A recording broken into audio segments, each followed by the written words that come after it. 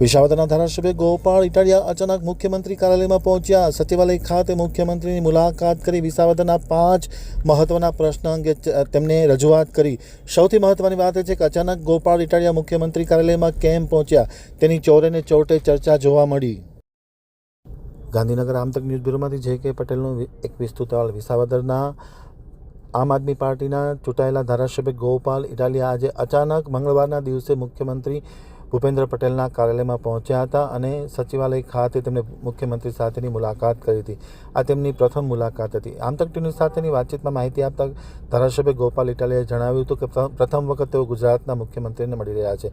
પ્રથમ મુલાકાતમાં 5 જેટલા વિસાવદર વિસ્તારના સ્થાનિક મુદ્દા અંગે રજૂઆત કરી હતી, જેમાં ઇકો ઝોન સેન્સિટિવ નાબૂદી, મુખ્યમંત્રી કિસાન સહાય યોજના મુદ્દે, જૂનાગઢ વિસ્તરણ અંગે અને રિન્યુએબલ એનર્જી અંગે રજૂઆત કરવામાં આવી હતી. સાથોસાથ જે ખેડૂતોના પ્રશ્ન છે તેના વિશે પણ રજૂઆત કરવામાં આવી હતી. જૂનાગઢ મનપાનું વિસ્તરણ અંગે પણ રજૂઆત કરવામાં આવી હતી. માલધારીઓને ઢોર બાંધવા માટે કે ચરાવવા માટે કોઈ જગ્યા નથી તેની પણ રજૂઆત કરવામાં આવી હતી. મુખ્યમંત્રીએ તમામ રજૂઆત સાંભળી યોગ્ય કરવાની ખાતરી આપવામાં આવી હતી. પરંતુ જે રીતના આમ આદમી પાર્ટીના વિસાવદરના ધારાસભ્ય ગોપાલ ઇટાલિયા મુખ્યમંત્રી કાર્યાલયમાં પહોંચ્યા અચાનક અને મુખ્યમંત્રીને રજૂઆત કરી છે, તે સમગ્ર ઘટના ક્યાંક ને ક્યાંક ચોરે ને ચોટે ચર્ચાનું કેન્દ્ર બની હતી.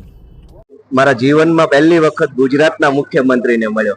દિલ્હી અને પંજાબના મુખ્યમંત્રીને તો ઘણું મળ્યો, પણ ગુજરાતના નાગરિક તરીકે ગુજરાતના મુખ્યમંત્રીને હું આસાનીથી મળી શકું એવો હક, એવો અધિકાર મને વિસાવદર ભેસાણની જનતાએ આપ્યો છે, એનો પહેલા હું આભાર માનું છું. મેં આજે અમારા વિસાવદર ભેસાણ મત વિસ્તારના અતિ મહત્વના 5 નીતિ વિષયક પ્રશ્નો બાબતે માનનીય મુખ્યમંત્રી સાહેબને રજૂઆત કરી છે. એમણે બહુ શાંતિપૂર્વક રીતે મારી રજૂઆત સાંભળી છે. અમારા વિસ્તારનો સૌથી મહત્વનો ગંભીર પ્રશ્ન ઇકો સેન્સિટિવ ઝોનનો છે. કુલ 3 જિલ્લા, 15 જેટલા તાલુકા, 196 કરતા પણ વધુ ગામને અસર કરતો આ ઇકો સેન્સિટિવ ઝોનનો મુદ્દો જે છે એનાથી ખેડૂતો નારાજ છે. ઇકો ઝોનનો વિરોધ કરી રહ્યા છે ખેડૂતો, અને આ ઇકો ઝોન નાબૂદ કરવા માટે મેં આજે મુખ્યમંત્રીશ્રીને રજૂઆત કરી છે. અને રજૂઆતમાં મેં આસામ સરકારનો રેફરન્સ લીધો છે. આસામમાં પણ ઇકો ઝોન લાગુ કરવામાં આવ્યો હતો. આસામના ખેડૂતોએ પણ ખૂબ વિરોધ કર્યો અને આસામની રાજ્ય સરકારે તારીખ 21 મે 2025 ના રોજ કેન્દ્ર સરકારને પત્ર લખી અને ઇકો ઝોન વિડ્રો કરી લેવા, એટલે કે નાબૂદ કરવા માટેનું પગલું આસામની સરકારે ભર્યું છે. તો જો આસામની સરકાર ઇકો ઝોન નાબૂદ કરી શકે તો ગુજરાતની સરકાર પણ ઇકો ઝોન નાબૂદ કરી શકે છે, એવી રજૂઆત મેં આજે માનનીય મુખ્યમંત્રીશ્રીને કરી છે. એક બીજી ખેડૂતલક્ષી રજૂઆત મેં આજે કરી છે, જેમાં સ્વર્ગસ્થ મુખ્યમંત્રી માનનીય વિજયભાઈ રૂપાણી સાહેબે ખેડૂતો માટે એક સારી યોજના જાહેર કરી હતી. કે માનનીય વિજયભાઈ રૂપાણી સાહેબે મુખ્યમંત્રી કિસાન સહાય યોજના જાહેર કરી હતી. આ યોજના ખેડૂતોને પાક નુકસાની સામે વળતર આપવા માટેની યોજના હતી, જેનું આજ દિવસ સુધી અમલીકરણ થયેલ નથી. ઢોરનો પણ વીમો હોય છે, કેમેરાનો વીમો છે, મોબાઈલનો વીમો છે, માણસનો વીમો છે, મકાનનો પણ વીમો છે, સોના ચાંદીનો પણ વીમો છે. તો ખેડૂતના પાકનો વીમો કેમ નહીં? તમામ ચીજ વસ્તુઓનો, સજીવ અને નિર્જીવ બધાનો વીમો છે, પણ ખેડૂત જે પાક પકવે છે, જે પેદાશ પકવે છે, એનો વીમો નથી ગુજરાતમાં. માનનીય મુખ્યમંત્રીશ્રીને મેં રજૂઆત કરી છે કે સ્વર્ગસ્થ મુખ્યમંત્રી વિજયભાઈ રૂપાણી સાહેબ એક સારી યોજના અમલમાં મૂકવા માટે બનાવી હતી. એનું નામ છે મુખ્યમંત્રી કિસાન સહાય યોજના. આ યોજના અંતર્ગત અતિવૃષ્ટિ, અનાવૃષ્ટિ અથવા તો કમોસમી વરસાદ એટલે કે માવઠું થાય તો ખેડૂતોને 1 હેક્ટર દીઠ 20,000 રૂપિયાની મર્યાદામાં અને 1 હેક્ટર દીઠ 25,000 રૂપિયાની મર્યાદામાં સહાય ચૂકવવાની યોજના બનેલી છે.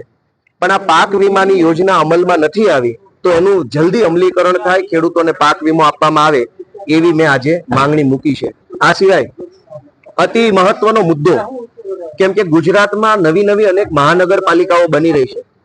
જૂનાગઢ મહાનગરપાલિકાનું પણ વિસ્તરણ થયું છે અને એની અંદર અમારા સુખપુર ને બીજા અનેક ગામો છે, ઝાંઝડા ચોકડી ઘણા ગામો છે, જેમાં મારા મત વિસ્તારના ગામો પણ જૂનાગઢની ટાઉન પ્લાનિંગની અંદર આવી રહ્યા છે. ગુજરાતમાં ટાઉન પ્લાનિંગ એક્ટ એટલે કે ટીપી નો જે કાયદો છે એનું ભયંકર ખોટી રીતે અમલીકરણ થઈ ગયું છે. મેં મુખ્યમંત્રીશ્રીને લેખિતમાં કાયદાની કલમ સાથે લખીને આપ્યું છે કે આખા ટીપીના કાયદામાં આખી ચોપડીની અંદર ક્યાંય પણ એવું નથી લખ્યું 40% જમીન કપાત કરવી. આખી ચોપડીમાં એવું નથી. સરકારી પ્લોટ અનામત રાખવા એવું આખી ચોપડીમાં નથી. જ્યારે ટાઉન પ્લાનિંગ એક્ટની આખી ચોપડીમાં 40% જમીન કપાત કરવા અંગે, કે જમીન સરકાર પાસે લઈ લેવા માટે, સેલેબલ પ્લોટ લઈ લેવા માટે, આવું કશું જ આખી ચોપડીમાં નથી. છતાંય આખા ગુજરાતમાં જ્યાં જ્યાં ટાઉન પ્લાનિંગ થાય છે ત્યાં ત્યાં 40% જમીન કાપી લઈ અને એનો વેપાર કરવાની જે એક આખી ખોટી પ્રથા અમલમાં મૂકી છે, એની સામે મેં મુખ્યમંત્રીશ્રીને રજૂઆત કરી છે કે ભાઈ આ ટીપીમાં જે 40% જમીન કાપી લેવામાં આવે છે એ ગેરકાયદેસરનું કૃત્ય છે. ટીપીના કાયદાનું વ્યાજબી અમલ નથી થતો, યોગ્ય અમલ નથી થતો. એટલે તમે જુઓ ગુજરાતના તમામ મોટા શહેરોમાં ચોમાસામાં પાણી ભરાઈ જાય છે, ગટરો ઉભરાઈ જાય છે, ટ્રાફિક અને પાર્કિંગની સમસ્યા થાય છે. વર્ષો સુધી જે ટીપી ડ્રાફ્ટ ટીપી હોય એનું ફાઇનલ ટીપી બનતી નથી, એનું ફાઇનલ અમલીકરણ નથી થતું. અલગ અલગ જગ્યાએ ખેડૂતની મૂળ જમીન હોય એના કરતા કોઈ અલગ જગ્યાએ ફાઇનલ પ્લોટ ફાળવવામાં આવે છે. વર્ષો સુધી કોર્ટ કેસ ચાલે છે. તો ટાઉન પ્લાનિંગ એક્ટમાં બહુ જ મોટા પાયે ગડબડ ગોટાળો હાલે છે. એના કાયદાનું ખોટું અર્થઘટન કરી જાણે કે ટાઉન પ્લાનિંગ એક્ટ 40% જમીન કાપી અને વેચવાનો ધંધો હોય એવી રીતે આખું કામ થઈ રહ્યું છે. વાસ્તવમાં ટીપી એક્ટ બન્યો તો એ જનતાની સુખાકારી માટે બન્યો છે, પણ અત્યારે ટીપી એક્ટનું પાલન માત્ર 40% જમીન કાપી લઉં એને વેચીને રૂપિયા બનાવું એટલા પૂરતો જેનો અમલ થાય છે. મેં મુખ્યમંત્રીશ્રીને રજૂઆત કરી છે કે ટીપીના કાયદાનું યોગ્ય અમલીકરણ કરવામાં આવે.